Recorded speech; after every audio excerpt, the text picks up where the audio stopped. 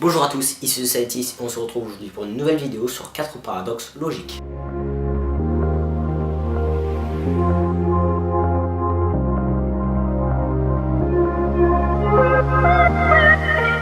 Alors le premier paradoxe s'appelle le paradoxe de Thésée. Donc en fait il consiste en quand vous avez un bateau, imaginons que vous avez un bateau, un beau bateau, mais qu'avec le temps il commence un petit peu à pourrir et donc vous remplacez les planches.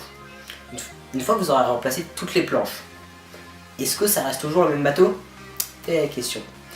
Imagine, on va dire que ça sera le même bateau, mais qu'avec les autres planches usagées, eh bien on crée un deuxième bateau.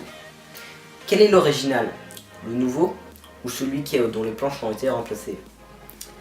C'est un paradoxe, parce que s'il n'y a aucune logique là-dedans, enfin si c'est logique mais c'est compliqué. Voilà, on passe tout de suite au deuxième paradoxe. Deuxième paradoxe, c'est le paradoxe du château de sable.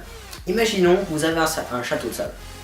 On enlève quelques grains de sable et on continue jusqu'à ce qu'il n'y ait, donc il y aura justement de moins en moins de sable sur ce château de sable. Mais ça reste toujours un château de sable. Jusqu'à ce qu'il reste un grain de sable. Et on peut dire que ce grain de sable n'est plus un château de sable. Mais si on remet du sable au-dessus de ce grain de sable, ça va redonner encore un château de sable. Donc à quel moment peut-on dire que c'est un château de sable? Eh bien c'est un paradoxe. On ne peut pas le dire. On passe tout de suite au troisième paradoxe. Pour le troisième paradoxe, qui est le paradoxe de Crane-Nelson, il faut d'abord que je vous explique deux choses. La première est la définition de autologie. Donc autologique, c'est un adjectif qui se décrit lui-même, comme par exemple court. Court est un mot court, donc il se décrit lui-même. Mais hétérologique, la deuxième chose que je vais vous apprendre, c'est un adjectif qui ne se décrit pas lui-même, comme par exemple long. Long n'est pas un mot long. Mais là où intervient le paradoxe, c'est est-ce que hétérologique est hétérologique ou pas? Si oui, s'il est hétérologique, eh bien en fait c'est qu'il est autologique parce qu'il se décrit lui-même. Sinon, ça veut dire que s'il n'est pas hétérologique, ça veut dire qu'il est autologique. Or, comme on a dit que non, ça veut dire qu'il ne se décrit pas lui-même et donc ça n'a pas de sens. C'est donc un paradoxe. Passons directement au quatrième paradoxe.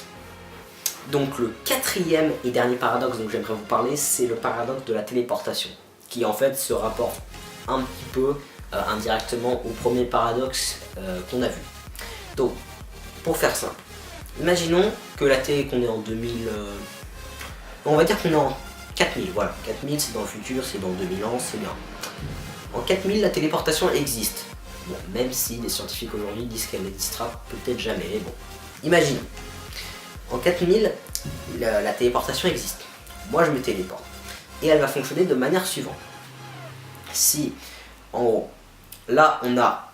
Donc imaginons qu'à droite, là c'est moi. À gauche, c'est ma cible. Comme je suis à droite, je vais appuyer sur un bouton pour me téléporter. La machine va scanner tout mon corps avec justement tous ces atomes, ces molécules, etc. Et va les transposer jusqu'à gauche dans la deuxième machine. Et donc je vais être reproduit à l'identique.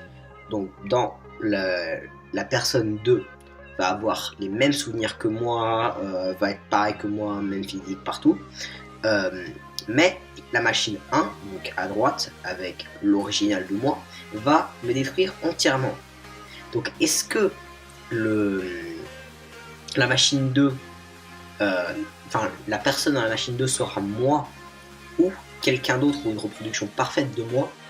Bah personne ne le sait. Et c'est justement là où est le paradoxe. Donc j'espère que vous avez apprécié cette vidéo. Si oui, laissez votre avis, que ce soit en pouce bleu, pouce rouge ou en commentaire. Abonnez-vous sur Facebook, Twitter ou YouTube. Et n'hésitez aussi pas à visiter le site www.the-scientist.fr.